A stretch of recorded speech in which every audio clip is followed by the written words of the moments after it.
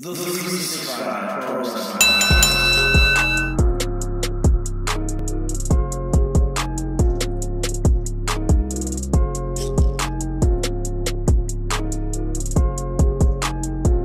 65 Nation, thank you for joining me once again. This is episode number 52 of the 365 Pro Wrestling Podcast, and it's a continuation from yesterday when we were talking to Scumbag Yates. So let's jump right back in. For sure. Now, are there any kind of people you want to model your career after, not career, your wrestling style after? Are you trying to go a certain way, or you want to incorporate a couple of styles? What kind of wrestler is Scumbag Yates? So a lot of my influence that I've had, one of my favorite wrestler of all time is Mick Foley. First I was watching him, it's you see kind of this pudgy guy, not really cut the model, but he's on top and champion and all that stuff. And at first it was just seeing this guy, it's oh my god, this guy's one of us, is so cool. Then later on in my life, I started watching more of his matches and watching more of his promos like he did in ECW, which were some of the best promos I've seen. And I started trying to maybe not model my moveset off of him, but just kind of that passion and that intensity of just putting your body on the line. And then later on with guys like CM Punk, which is a huge influence on the same thing, Terry Funk, Shane Douglas, RVD. A lot of guys I also kind of followed was the cruiserweights from WCW, so Eddie Guerrero, Chris Jericho, Rey Mysterio, Chris Benoit, for having cool looking moves that people can gravitate to. So I've been just trying to incorporate that kind of stuff while also trying to incorporate other older, dirtier heels like Dutch Martel or Dick the Bruiser or Roddy Piper and those kind of people. Just try to see where I can. It's oh, okay, I like that. Maybe I can incorporate that into my character and see how well that kind of works. Those are some amazing names you just listed. And one thing that most of them had was promo skills. Is that something you guys worked on in training or something you work on personally? In training, we don't really do promo that much because Rip was never really a promo guy. He has done some, but he doesn't really like doing promos. So a lot of it's just been personal. So a lot of it has just been me watching old promos. I've been watching a lot of Terry Funk promos, his old NWA and Memphis kind of promos, and watch old Mick Foley ones and old CM Punk ones and old Chris Jericho promos, and just try to see different cadence and seeing what kind of style will fit for me. I have done promos. Some of them are not that good, but I'm trying to get more into it and trying to get more what's the word I'm trying to think of here? Just comfortable with them and find your style. Yeah, find my style and try to find ideas with promos and what to do.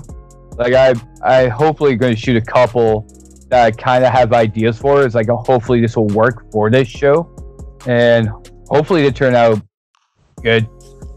I know there's a lot of good people out there who's done amazing promos out there. Pretty Ricky has really good promos. Holden Albright had really good promos. There's one guy who works for you guys at 365, but Jordy Taylor, I think it is, Old Greedy Bass.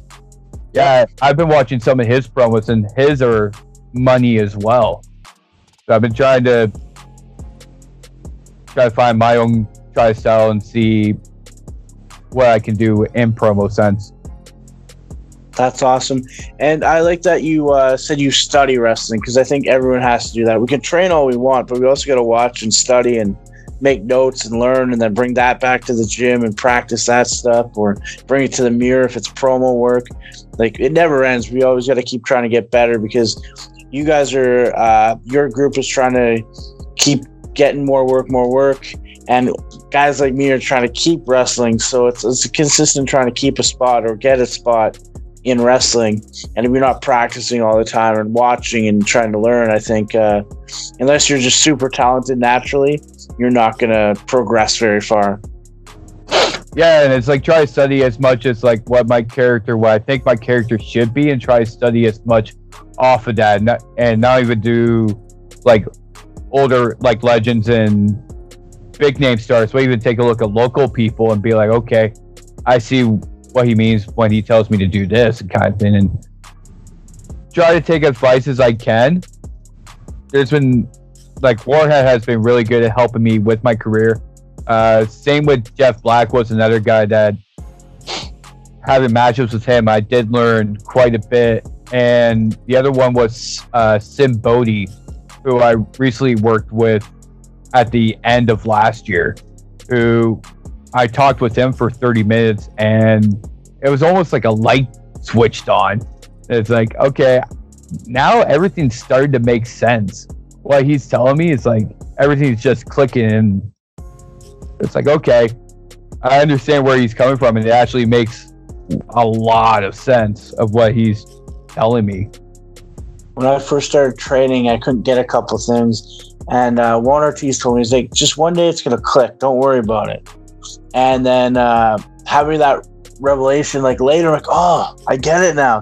So I can see what you're talking about with Sin, and Sin's such a fountain of knowledge. This guy worked so hard to get his WWE job, and then after he parted ways, he's still so relevant and still doing so many good things. So having a match with him or having time with him is just something special. I'm glad you got to do that. Now, you mentioned SKM a few times. Can you tell us a little bit more about it? Plug it. When's the next shows? Stuff like that? Yeah, so it started off with Chris DiCarvello did shows back in 2010 in Waterford. And then when I moved back from living in Halifax for 4 years, Chris had a friend named Shane Miracle where he owned SKM, and he did a lot of the rap and rock shows that was in Brantford and surrounding area. So he was also a huge wrestling fan, and he went, oh, Chris, since you've run shows, do you want to run a show with me?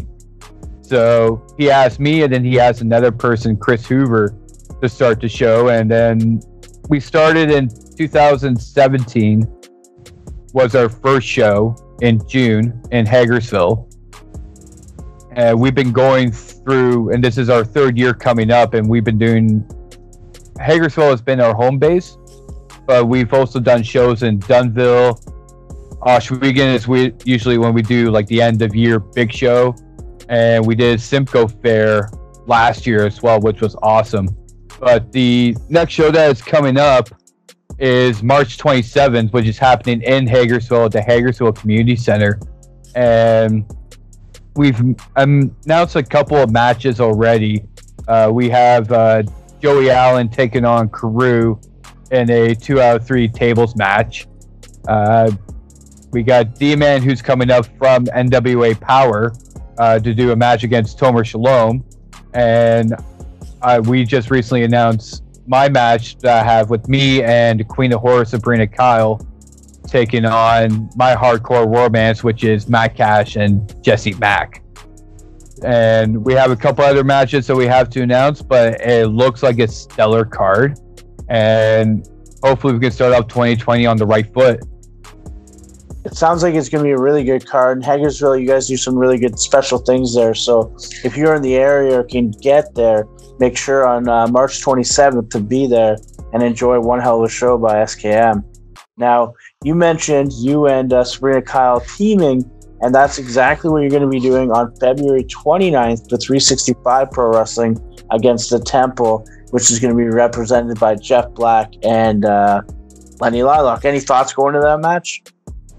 So I teamed with Sabrina before. We teamed at that Simcoe show, so we really clicked well. And I do have a good bit of history with the Temple at PWA, so hopefully we'll be able to go into the show have a good match, and hopefully we would come up on top.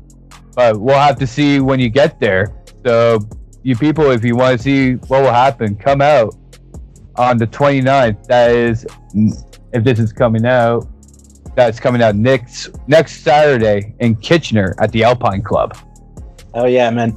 Now I'm gonna wrap this up just because we are going a little bit longer than what we wanted, but not really, because you're such an interesting guy. I really enjoy the stories, and I think our people will too. But where can people get in touch with you? So on all my social media, it's all Scumbag Yates. On Instagram and Twitter, I'm very bad at it, but I do try to post some.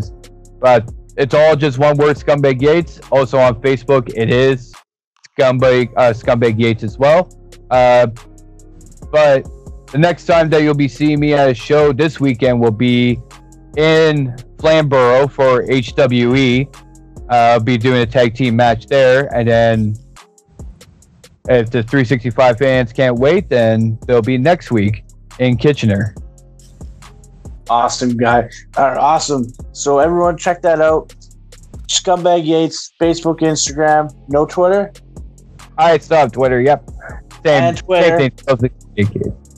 And shoot him a message, like, subscribe, share. Let's get some word out on this guy, because he's going to be doing really good things here. Thank you again for coming on, and let's talk again soon. Oh, thank you again, man. This was always a blast. I'll see you soon.